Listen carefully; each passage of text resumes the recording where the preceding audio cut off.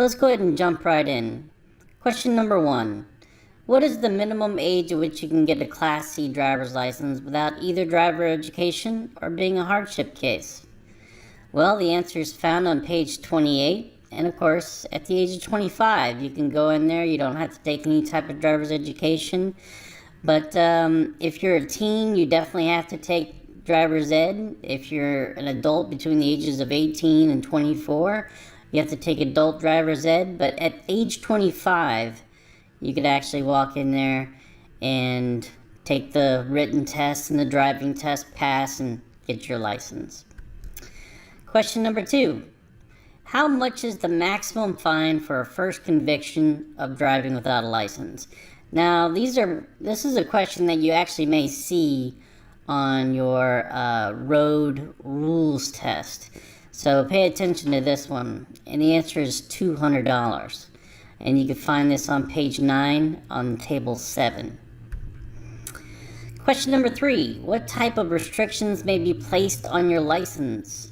Now in table 8 from page 9, you're going to see a whole bunch of different restrictions that apply for different scenarios. But if you're a teen taking driver's ed, the one that's probably going to affect you the most are these right here, A, B, and F. A, of course, stands for must wear corrective lenses. B, must have a licensed operator in the vehicle in the front seat with you that is 21 or older. And F, you must hold that learner's license at least 6 months. So usually the day you go get your permit, 6 months from that date will be the date, that'll be the soonest date in which you could actually get your provisional license as a teen. But if you're 18 years old, you can go ahead and take that driving test right away after taking the adult class and getting your learner's license. So F wouldn't apply to you. Here's the table of the actual restrictions, if you want to take a look at them. Question number 4. In what direction should you turn your wheels when parking uphill without a curb? This is chapter 7. The answer is on page 47, and of course the answer would be turn the wheels to the right. And the reason that is because there's no curb to stop your car with the tires, so without that curb, you're going to have to turn them to the right, so in case your parking brake or your parking mechanism fails, the car actually goes into the portion of the uncurbed area, so it doesn't go downhill and causes damages and God knows what. Alright, question number 5. What action should you take if you fail to receive the renewal notice card reminding you that your driver's license is about to expire? This is from chapter 1, and the answer is on page 10. And ultimately, it's your responsibility.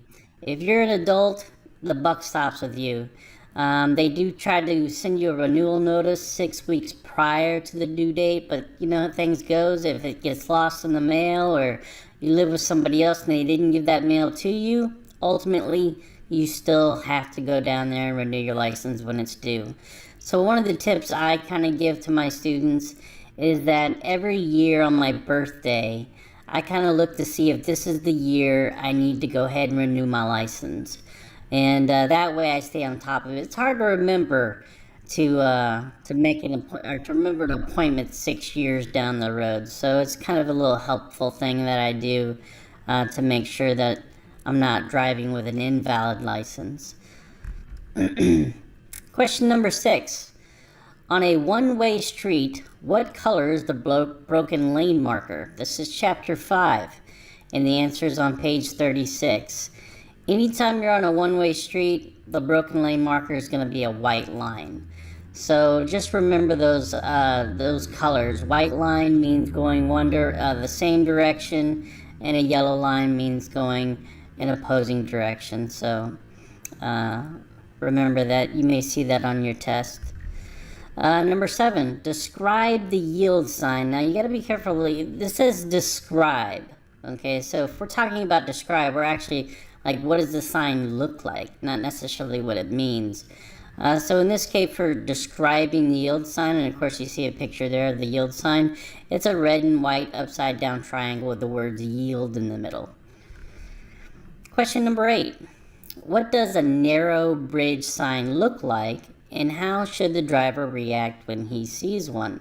So I went ahead and posted a narrow bridge sign that you'll see. Of course, it's yellow diamond shaped. And of course, it's a yellow diamond shaped sign, and one should slow down and proceed with caution. That's how you should approach a narrow bridge sign. Question number 9. What is the shape of a keep right sign, and how should the driver react when he sees one? Alright, so there's two different types of signs that you may see that means keep right, and others like that there's a median up ahead, you keep right. But these are the two main ones. Here's a hazard warning sign letting you know that the lanes are going in opposing directions up ahead and you should keep to the right. And then of course, if you're on the freeway or a multi-lane road, slow traffic, keep right. So those are there to remind you to stay to the right in those circumstances. Question number 10. Which sign tells you to slow down because you are approaching a double curve? This is from chapter 5 and the answer is on page 30. And then of course I went ahead and provided a picture of what a double curve sign looks like. Don't get it confused with a sharp turn or a winding road or even just a basic curve sign, but double curve looks like the one provided on this slide. Question number 11. What does a do not pass sign mean? Well, it's very obvious. If you're in a no pass zone or you see a do not pass sign, you're not allowed to pass other vehicles in front of you. You just simply stay in the lane that you're in and maintain within the speed limit. And the answer to this question is on page 33. Question number 12. Which sign tells you to keep in the right-hand lane when driving slow? Again, that goes back to the keep right sign. This is in chapter 5. The answer is on page 33. And there's a picture of the actual slower traffic keep right. Stay in the right-hand lane if you're driving slower than other vehicles on the road. Question number 13. What does yield right-of-way mean? And this is from chapter 4 and 5. So I went ahead and provided a yield sign, picture of a yield sign to show you what it looks like in the description. The sign tells you that the road you're on is joining with another road ahead. You should slow down or stop if necessary so you can yield the right of way to vehicles, pedestrians, or bicycles on the other road. There's a lot of yield situations that you'll find in chapter 4. But basically, yield the right of way, what I like to tell my students is the right to occupy a space. Because anytime two vehicles come in contact with each other, in that moment where they make contact, somebody had a right to that space and somebody didn't. And the person that didn't have the right to that space should have yielded the right of way. So basically, yield means allowing others to occupy the space in which you too are trying to occupy. Question number 14. Describe the equipment required on passenger cars by state law.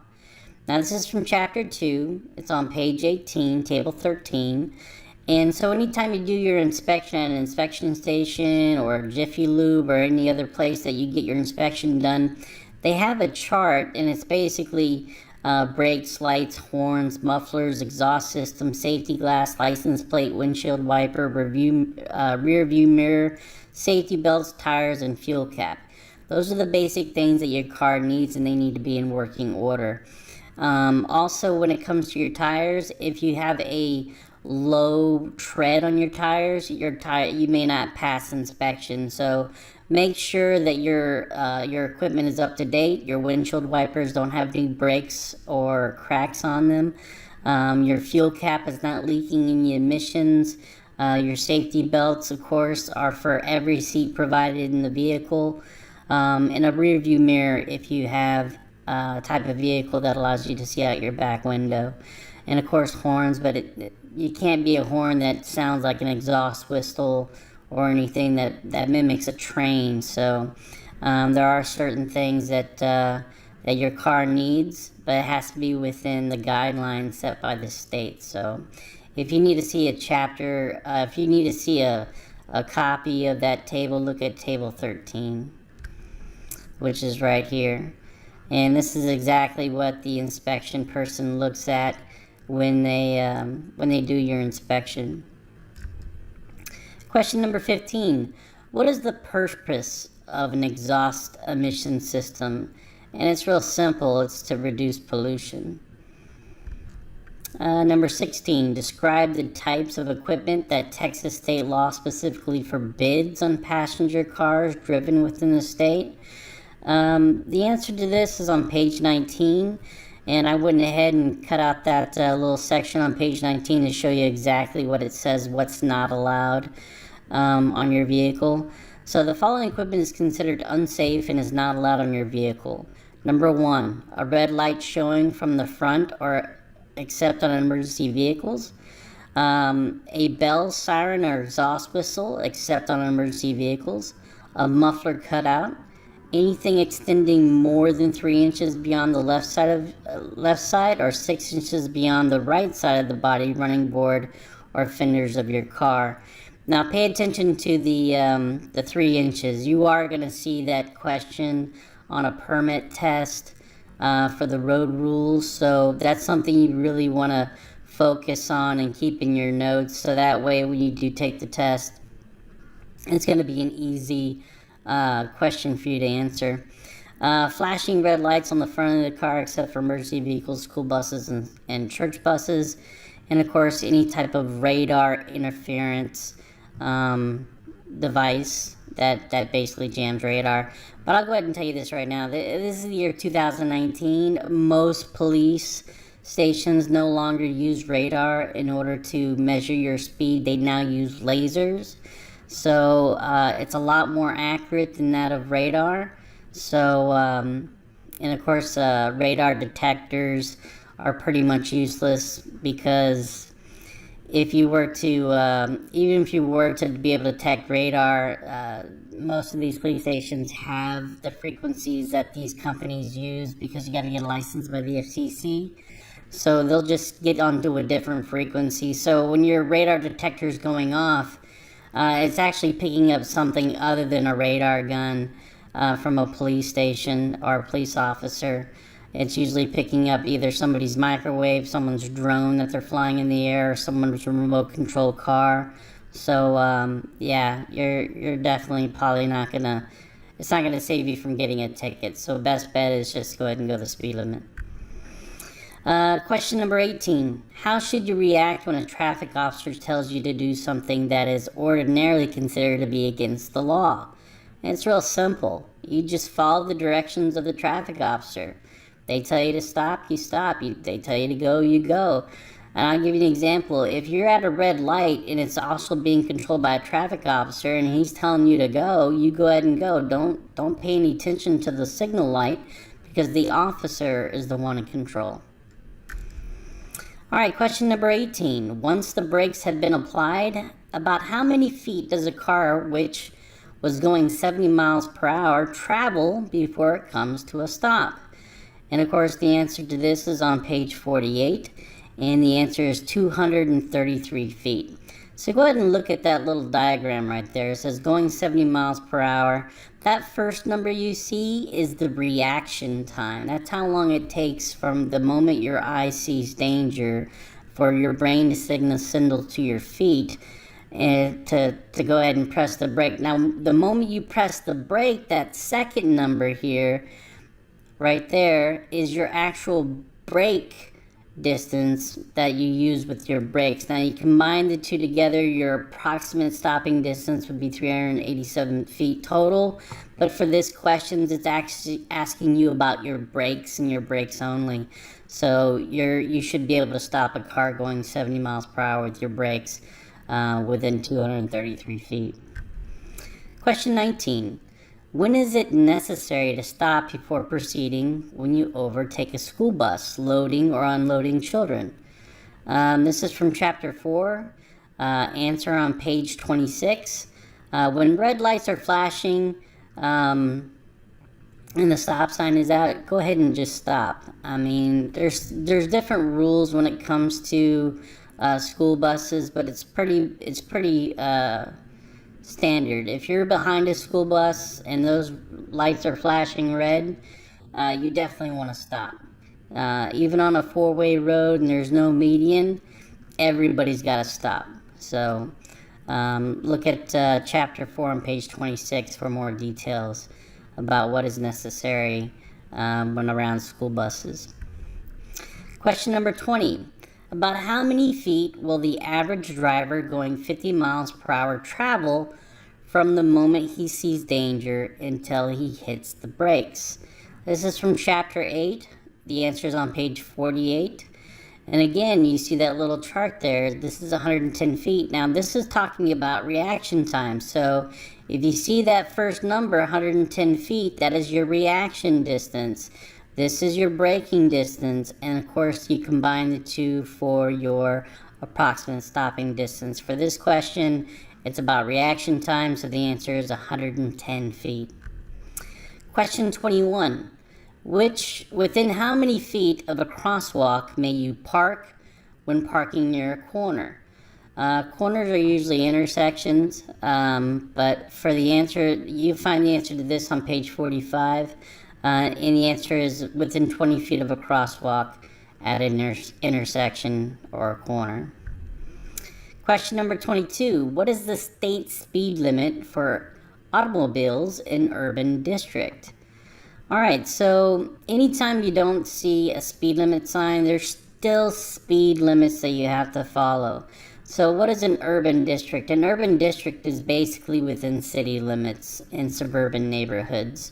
So if you don't see a speed limit sign telling you exactly what speed that you're allowed to go, then by default, the fastest you can go on a urban street is 30 miles per hour. So you'll find that on page 49 on table 24. Question number 23. Does a posted speed limit of 55 miles per hour mean that you may drive 55 miles per hour on that highway under all conditions? This is from chapter 8, and the answer is on page 48, and it reads, speed limit sign is for normal driving conditions. Normal and ideal. That means dry roads, sunny day, no adverse conditions. However, under adverse conditions such as rain, heavy traffic, limited visibility, and reduced traction, you must go slower than the posted speed limit. Question number 24. You should never drive on the left half of the roadway when you are within how many feet of an intersection, bridge, or railroad crossing? Now, of course, this is talking about when passing another vehicle or driving on the left side in order to overtake another vehicle. This is found on page 41, and the answer is 100 feet. So if you're within 100 feet of a curve, 100 feet of a hill, 100 feet of a tunnel, 100 feet of an intersection, these things limit your visibility. 100 feet of a railroad track, these things limit your visibility, and therefore you should never try to pass or overtake another vehicle within these hazards. Question number 25. What should you do if you discover you are in the wrong lane to make a turn as you enter an intersection? And that's real simple. The last thing you want to do is change lanes within an intersection. You can't, by law in a city, you cannot change lanes within 100 feet of an intersection. So you just simply go straight. You continue along your way, find a detour, do a turnaround at a safe location, but do not change lanes within an intersection or within 100 feet of an intersection. So if you're in the wrong lane, no big deal. It's not the end of the world. Go ahead and try to find another safer approach and continue to go straight. Question number 26. When two cars meet at the intersection of a 2-lane road with a 4-lane road, which one must yield the right of way? And this is from chapter 4. The answer is on page 23. A 2-lane road must yield to a 4-lane road. So anytime you have either a one-way single road going to a multi-lane road, and the lesser road will always have to yield the right-of-way to the larger multi-lane roads. Question number 27. If you are driving and hear a siren coming, what should you do? And I always tell my students the simple answer is yield. So simply yield depending on where your emergency vehicle is coming from. For example, if it's behind you, pull over to the right of the shoulder to let it pass. But another example would be if you're sitting at an intersection and your light turns green but you hear a siren coming and it's coming from the other direction, just simply stay where you are and let the ambulance pass through the intersection safely. So whatever condition you're in, go ahead and yield. Question number 28. What is the first thing that should be done when a car starts to skid? And this is from chapter 9, and the answer is on page 52. You do not want to hit the brakes suddenly or hard, and you want to take your foot off the gas. That's the very first thing you do. And then, of course, you want to turn in the direction of the skid. Now, it may seem confusing what it means, turn in the direction of the skid, because we're talking about the back end of your car. Whatever direction that back end turns, that's where you're going to turn. So a much easier way to remember on where you should turn during a skid is just basically turn the wheel in the direction that you were trying to drive. So if you're driving straight down a street and your car starts to skid, and whatever direction your car is going, go ahead and turn the wheel in the direction of the road, towards the road that you were trying to drive down to. And of course, take your foot off the gas, and eventually you'll pull out of the skid and you'll stay safe. Question number 29. At what time of the day should your headlights be turned on? This is from chapter 9. The answer is on page 50. And the rules for Texas is you must use your headlights beginning 30 minutes after sunset, ending 30 minutes before sunrise, or any time when individuals or vehicles cannot see clearly for at least 1,000 feet. Now, in 12 states around the country, they actually require that your headlights be on all the time. No matter what time of day it is, if you're driving your vehicle, your headlights are on. So me personally, as a defensive driver, I drive with my headlights on during the day because it's a safety feature. It allows other cars to see you better. So even though Texas law hasn't really caught up to that yet, a good way for you to actually be safe out there on the roads is go ahead and turn on your lights. A lot of cars now have what they call daytime running lights. So this will actually help you keep your lights on, and you won't forget to turn them off when you turn off the vehicle by having your daytime running lights set on your light switch. Question number 30. Under what conditions may your driver's license be suspended? This is from chapter 1. The answer is on page 12. Now, they give you a laundry list of things that can actually be suspended for. So the answer would be a license can be suspended for a number of different violations, from continued reckless driving from the point system to mandatory suspensions for violations considered a felony or dangerous. For example, DWI, drug offenses, racing on public roads, overtaking a school bus. These are things at which you could actually have your license suspended. Question number 31. What is carbon monoxide, and how may it be harmful to drivers? This is chapter 14. The answer is on page 71. Carbon monoxide is a deadly gas. When exposed to carbon monoxide, make sure to find fresh air and ventilation. Symptoms include dizziness and sleepiness. Overexposure leads to death. So one of the common things when people do die of carbon monoxide from their vehicle, it's because they started the car inside the garage, but they didn't lift the garage door, and sitting inside their vehicle, they were overcome by carbon monoxide, fell asleep, and ultimately kills them. So you always want to make sure you have good ventilation wherever you're starting your vehicle. And if you ever feel like there is carbon monoxide in the air, try to find fresh air and get good ventilation, so that way you go ahead and avoid these type of scenarios. So the same thing if you were to break down inside a tunnel, that could be a dangerous situation because there's a lot of cars in the tunnel and air can be saturated with carbon monoxide. Question number 32. Describe what you should do if you have a blowout while driving. And this is from chapter 9. The answer is found on page 52. And it goes in this order. Do not hit the brakes suddenly or hard. Take your foot off the gas and brake gently, and then steer straight ahead to stop. Question number 33. What should you do when driving down a steep grade in a car with a standard transmission? This is from chapter 9. Answers found on page 52. When driving down a steep hill, you can shift your car into a lower gear to help slow your vehicle. Never coast in neutral or for cars with a standard transmission. Never coast with your foot on the clutch. Question number 34. What should you do if you damage an unattended vehicle? This is from chapter 11. Answer on page 63. First thing you want to do is locate the operator or owner of the unattended vehicle and give your name and address. If you can't find the owner, you want to securely attach a written notice in a visible way to the unattended vehicle providing your name and address, a statement of the circumstances of the collision. Question 35. When are crash reports required? This is also from chapter 11. Answers found on page 62.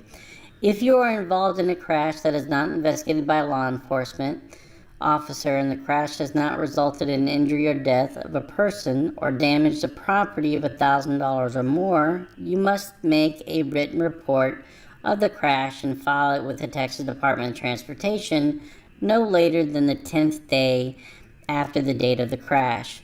The written report must be on a TxDOT specific form, which you can find on their website.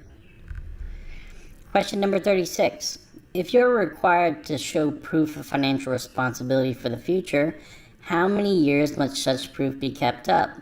Now, this is for scenarios in which your license was suspended. Some judges may require that you show proof of insurance for an X number of years, and of course the standard is 2 years, which is found on page 22. Question number 37. What type of sign warns you to watch right and left for cross traffic? This is from chapter 5. I went ahead and provided some signs in which this is the scenario that you must watch out for cross traffic left and right. It's found on page 30 and 31. One of them is, of course, from the T intersection. As you approach the end of the road on a T intersection, you got to look out left and right, especially if you're turning left. And then, of course, as you approach a cross intersection. Question number 38. Describe the emblem that identifies vehicles which travel at speeds of 25 miles per hour or less. This is from chapter 5, answers on page 40. And of course, it looks like a triangle. It's orange and has a darker set of orange on the edges of the triangle. I showed a picture of it here in the slide, as well as what you normally would find it on is these tractors. Of course, you'll see these often anytime during the spring and summer and early fall. You'll see these tractors out there mowing the grass, and they'll have these slow-moving emblems along the side of the road as you see them mowing the grass. Question number 39. In which gear should you drive when going down a steep hill? This is from chapter 9. Now, the previous question that talked about this was for a standard transmission, but for an automatic transmission, you just simply put it into a lower gear. So the gear that you drive in the most in the city, of course, is drive, and underneath it you have gear 3, gear 2, and then of course the L gear, which is for low. So go ahead and throw it down into a low gear, a lower gear depending on the steepness of the hill, in order to put less pressure on your transmission, because putting too much pressure on your transmission eventually is going to cause the transmission to fail. And transmission replacement is one of the more expensive things in terms of car repairs that you could experience through the lifetime of your car. So you definitely want to watch out for that if you're in an area where there's a lot of hills. Luckily here in Houston it's pretty flat, so you're really not going to see too much of that. But if you start moving up north or out into West Texas or Central Texas, you'll definitely see a lot more hills where this will be necessary. Question number 40. What qualifications must one have to teach a beginner to drive? And the answers on page 1. The person must be a licensed driver, age 21 years of age, with at least 1 year of driving experience, must occupy the seat beside the driver, and cannot be intoxicated, asleep, or engaging in any activity that prevents observation and response to the actions of the driver.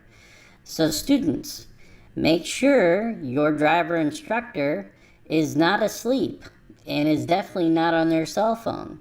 They should be engaged in your driving and looking out for every scenario that could possibly go wrong. They're there to help you and make sure that you're learning how to drive and stay safe. And same thing with your parents. If they're helping you to learn how to drive, make sure they're not on their cell phones, make sure they're not distracted by anything.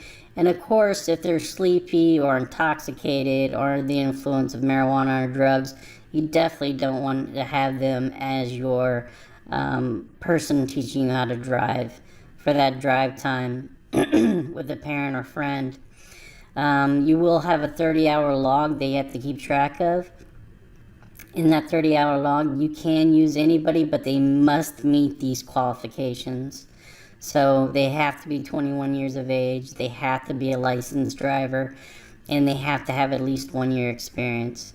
So as you get that 30-hour log, just make sure that those people meet those qualifications so that it doesn't get thrown back at you when you try to get your license at the end of the program. Question number 41. If the person is under 18, when does his provisional license expire? Well, provisional license is given to those from 16 to 18. So the answer is in the question.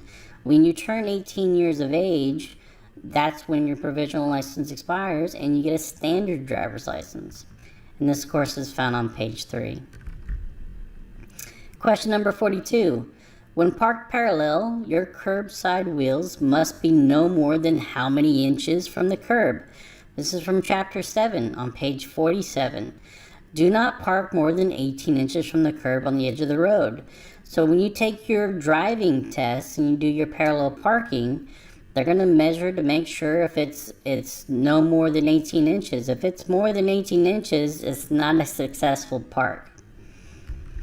Question number 43. When following another car, what is a good distance at which you should follow behind? This is from chapter 8.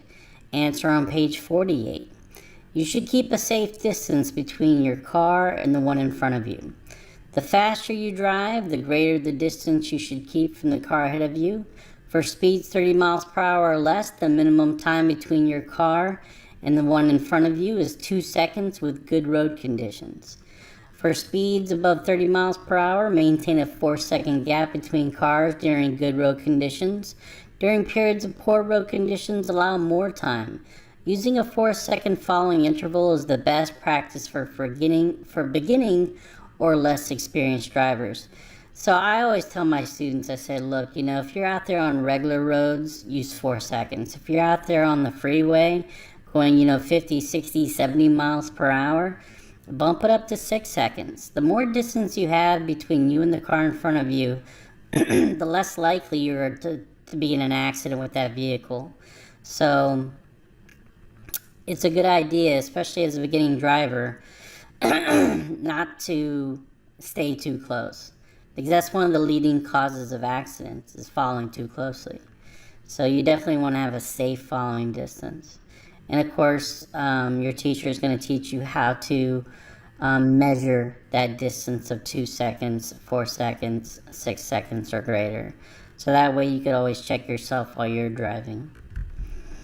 Question number 44. To what agency and within what time period must a change of address be reported for driver's license purposes?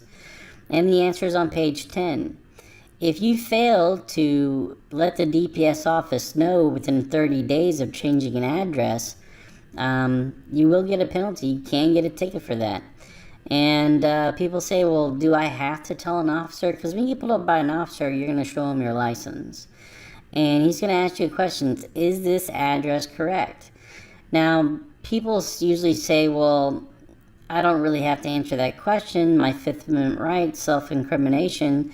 True, but when you drive a vehicle, you must, by law, give your name an accurate address. So when he asks you that question, is this address correct? You must tell him whether it's correct or not. And if it's not, you're definitely going to receive a ticket for that. So make sure anytime you change addresses, move to an apartment, a house, or vice versa, make sure you go ahead and let the DPS office know. You can do it online, or you can do it in person. So avoid that ticket and get that address changed on your license. Question number 45. What effects does the use of marijuana and amphetamine have on driving? This is from Chapter 10, answer on page 58. Marijuana can affect concentration, judgment, and sensory and perceptual skills. Amphetamine makes a driver less coordinated, edgy, and is more likely to be involved in a car crash. So, yeah, definitely don't want to do any type of drugs while driving, let alone, and it's the same thing with alcohol. You don't want to be under any type of influence, because this will definitely make it more difficult to drive. And of course, if you do get involved in an accident or you're pulled over by a police officer, the punishment for that is could be detrimental. What is the penalty for being convicted of driving while intoxicated? Question 46. This is from Chapter 10. The answer is on page 61, and it's Table 33. So these are the penalties for DWI and DUI for alcohol and drugs for adults. Of course, the first offense is $2,000, 72 hours to 180 days in jail, 90 days to 365 days suspension. Of course, as you see, as each offense goes higher and higher, the fines go up, the jail time goes up, and of course, your suspended license could be even longer, up to 2 years. All right, question number 47. What does a green arrow showing with a red light mean? This is from Chapter 5, and the answer is on page 28. A green arrow displayed at the same time as a red light means that the driver can proceed carefully in the direction of the arrow after yielding the right-of-way to other vehicles and pedestrians. So this is one you're gonna see on your either road rules test or even on your road signs test. They may show you this actual picture of a green arrow and a scenario and what you should do. So that's important information to know for your test. Question number 48. How should you react to a flashing red light? This is found on page 28. Stop completely before entering the crosswalk or intersection, then proceed when you can do so safely. Vehicles on the intersecting road may not have to stop. So for an easier answer, it would be treat it like a four-way stop sign and use the rules of right-of-way for that particular scenario of a flashing red light. Question number 49. Which sign tells you to watch out for a train? This is from Chapter 5, and the answer is on page 35. I went ahead and provided you the 3 most common warnings for train tracks. And of course, anytime you see a circled sign, that's specifically for a railroad. And then that lets you know you're within 100 feet of a railroad. And then of course, once you're at the actual railroad crossing, you're going to see that that X rail crossing sign. And not all rail crossings have this, but most in cities have the arm with the flashing red lights letting you know that a train is coming and you must stop. Now remember, anytime you're within, anytime you stopped at a train when a train's coming, you cannot be any closer than 15 feet to that railroad track when you're stopped behind the tracks. Question number 50.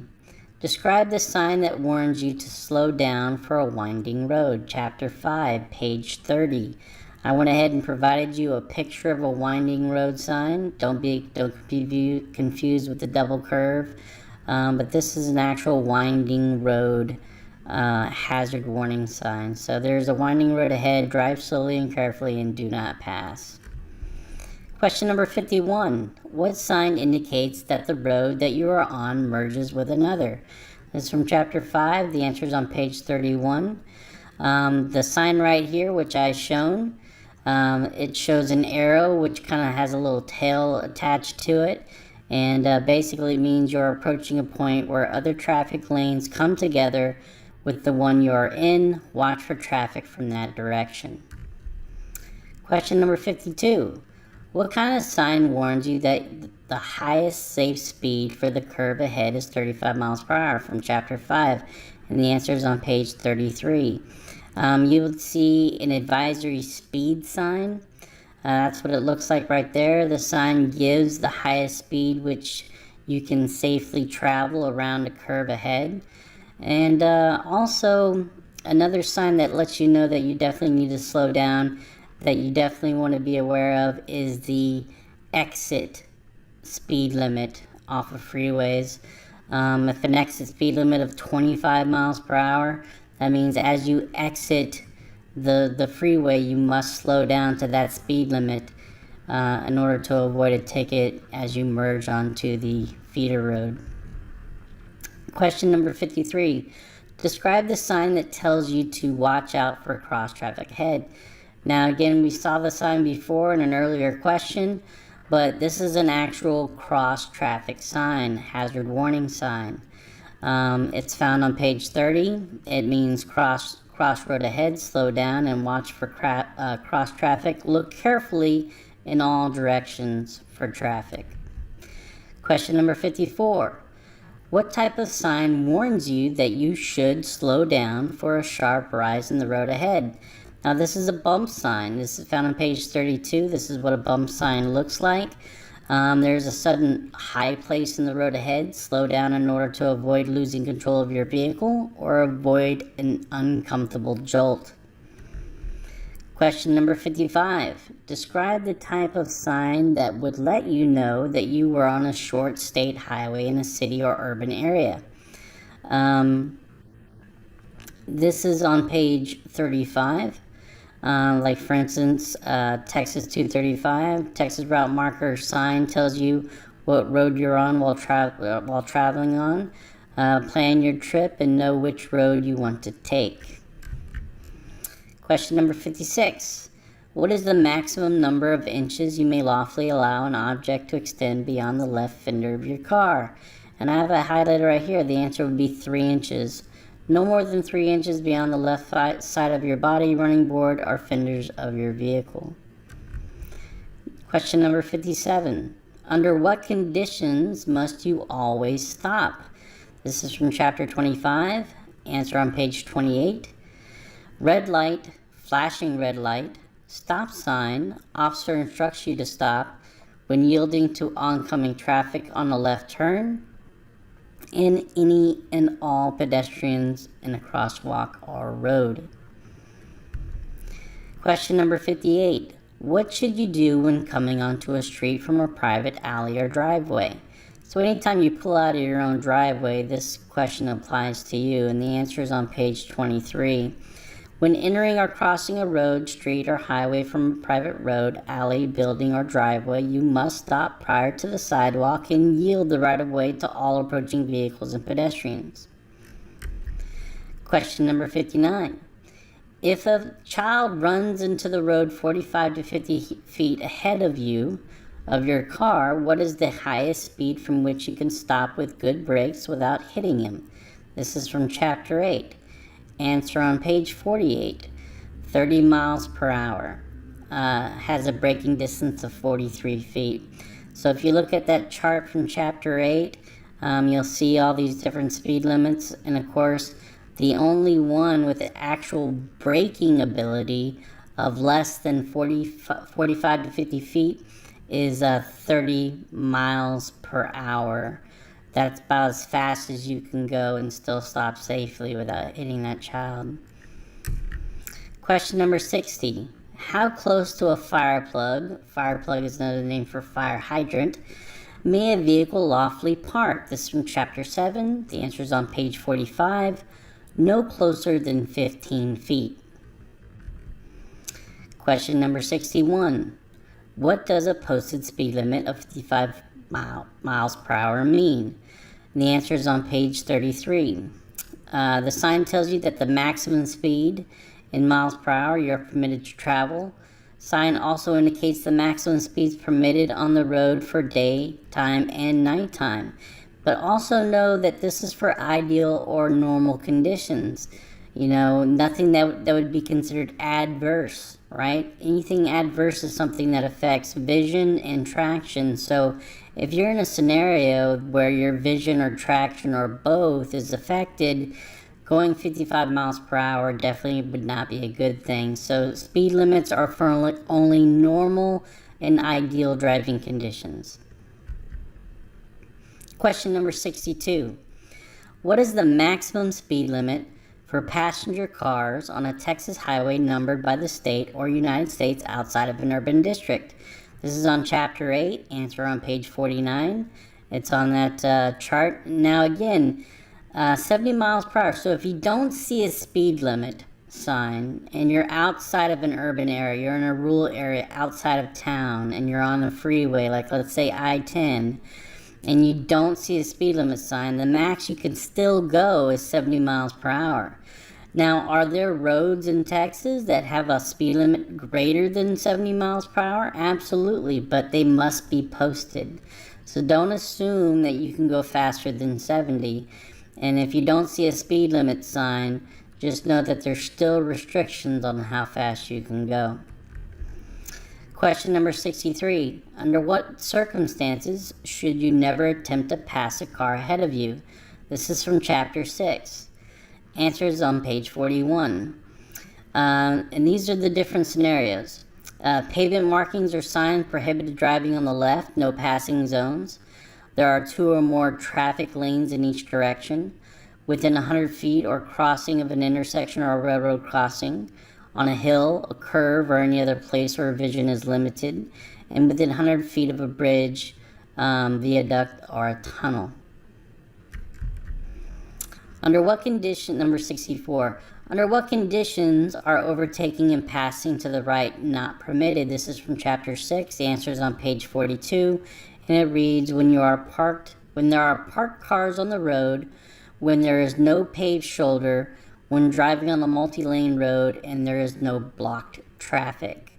What that means is that if you have a 2 to 3 lane road and lanes are clear, it's not permitted to drive to the right. You should pass on the left if you want to pass other cars.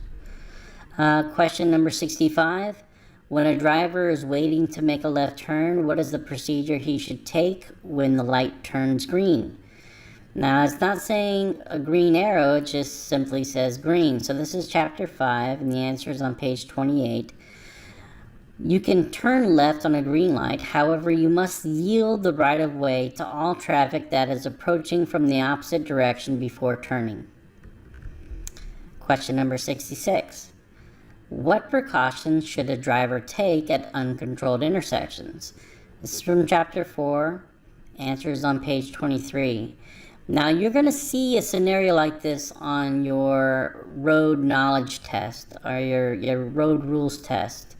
It's going to show you a diagram of an uncontrolled intersection where a car is stopped and you have an approaching car. But the answer for this in the book states, when approaching this type of intersection, yield the right-of-way to any vehicle that has entered or is approaching the intersection on your right. If the road to your right is clear, or if approaching vehicles are far enough from the intersection to make your crossing safe, you may proceed. Since there are not any traffic controls at this intersection, make sure there are no approaching vehicles from the left. You may legally have the right of way, but be sure the other driver yields to you before you proceed. So in this scenario, as a defensive driver, if you see a car coming from the left, you have to assume that they don't know to stop because they don't see any signals or signs. So in that scenario, you just simply let them pass. Be a safe driver. You may have the right of way, but at the same time, your life is more important than whether or not you have legitimacy to that space. So definitely be on the safe side and let that car pass. So if you see this type of question on a test, the answer would be let the car go. That would be the safe thing to do. Question 67. What regulations should a bicycle rider observe? This is from chapter 13, and the answer is on page 65. Any person who operates a bicycle is subject to the same penalties for violating a traffic law as a person operating a motor vehicle. All traffic convictions will be placed on the individual's driving record, regardless if the convictions was for an offense committed on a bicycle or in a motor vehicle.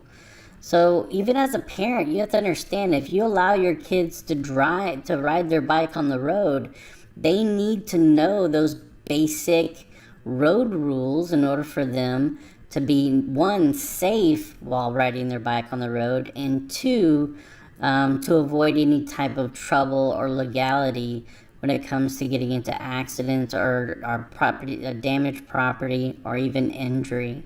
So just know that bicycles are just like a vehicle when out there on the road. Question number 68. Under what conditions should headlights be used? This is from chapter 9, and the answer is on page 50. 1. Driving in fog, heavy rain, sleet, snow, or dust. At night or in a tunnel, or any time visibility is reduced.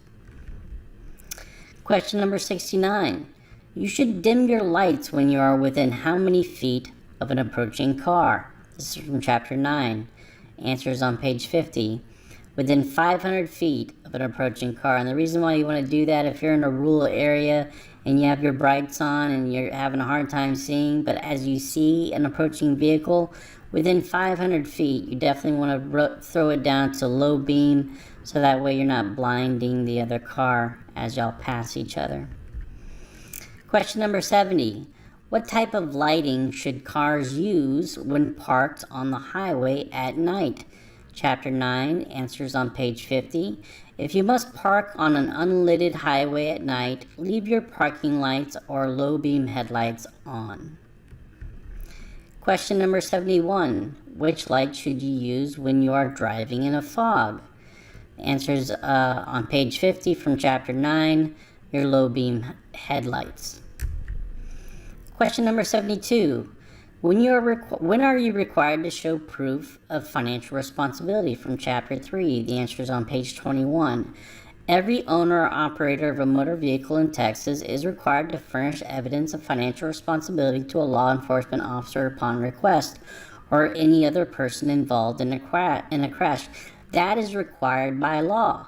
Now, there are other scenarios in which you must show proof of financial responsibility, which includes getting your license at the DPS if you own a vehicle, renewing your registration sticker, or having your car inspected. All of these are going to be times where they're going to require you to show proof of insurance.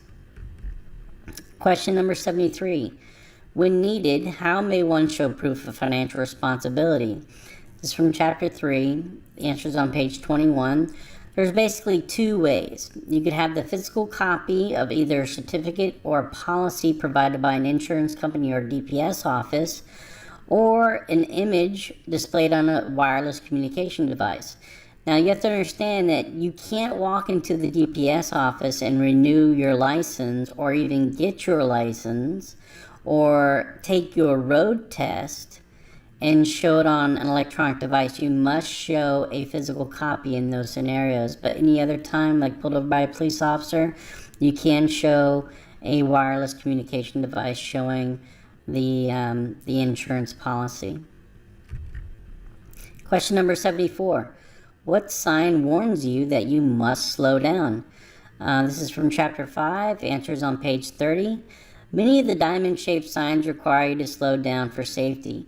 For example, speed advisory sign must slow down to recommended speed limit, and wet roads sign you must slow down below speed limit to navigate safely. So there's a lot of times where you're going to need to slow down, bump, dip, all those different hazard warning signs, going over a railroad track.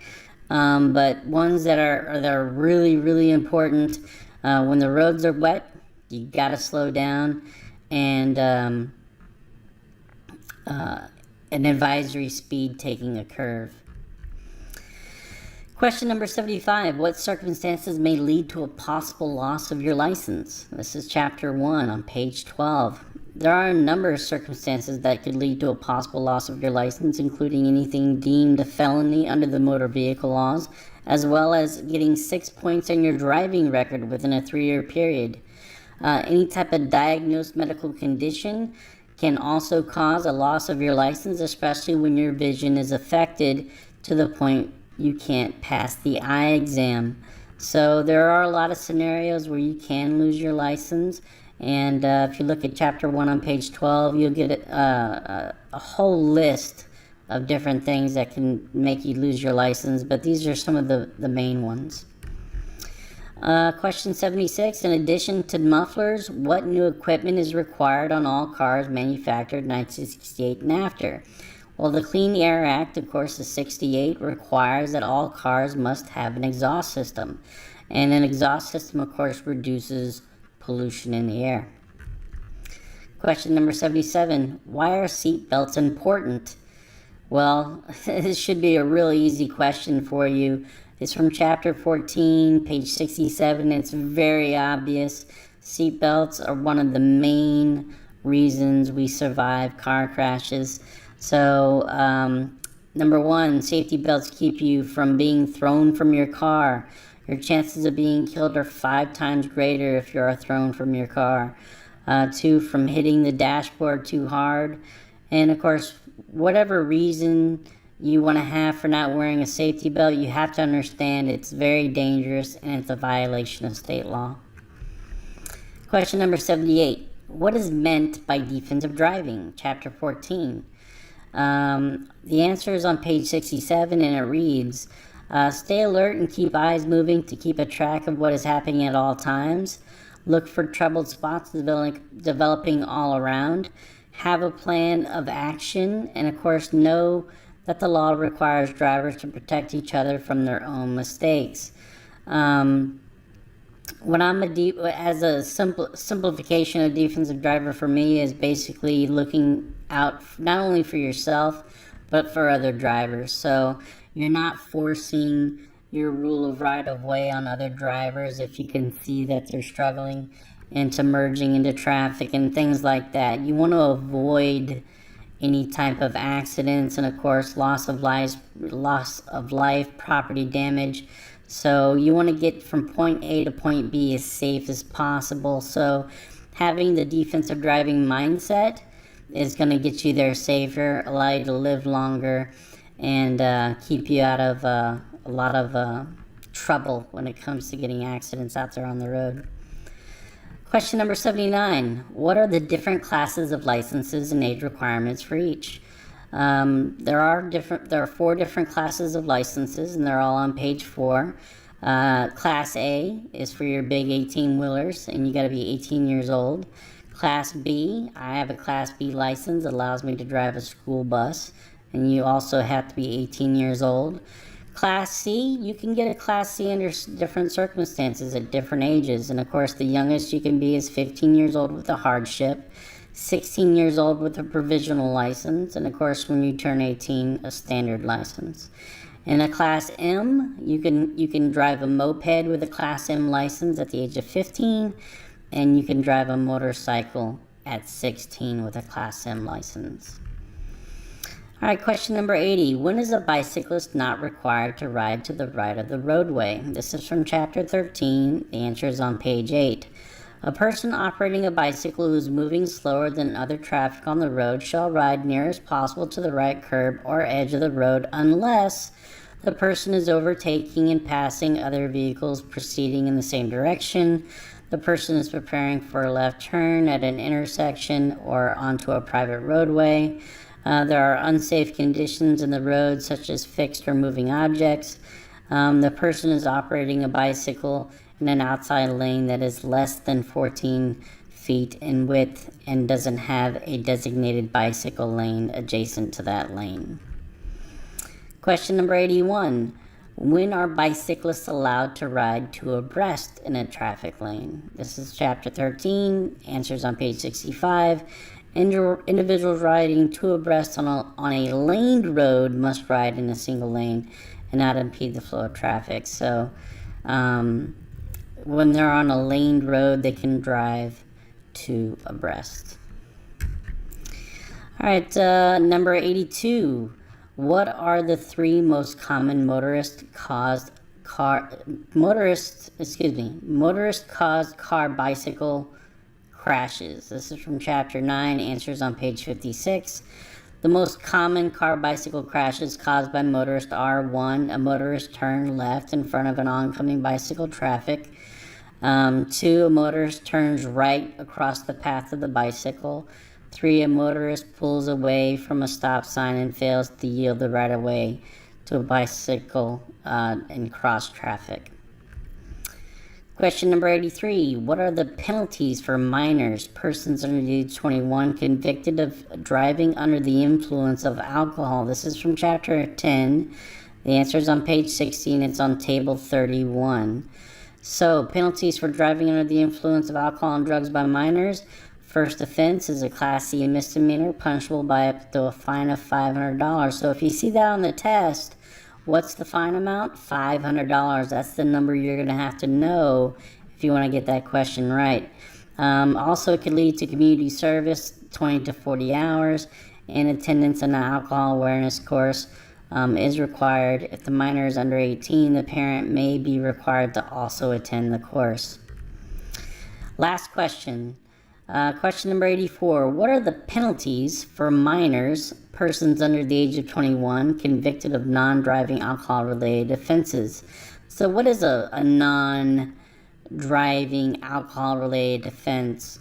This would be something like a minor in possession. So if you ever go to a high school party or a college party where alcohol is being served and you are a minor, you could actually be given a ticket for minor in possession, and that ticket can definitely lead to a suspension of your license. But the actual punishment is a Class C misdemeanor, punishable by a fine up to $500, 8 to 12 hours of community service, mandatory attendance to alcohol awareness class, and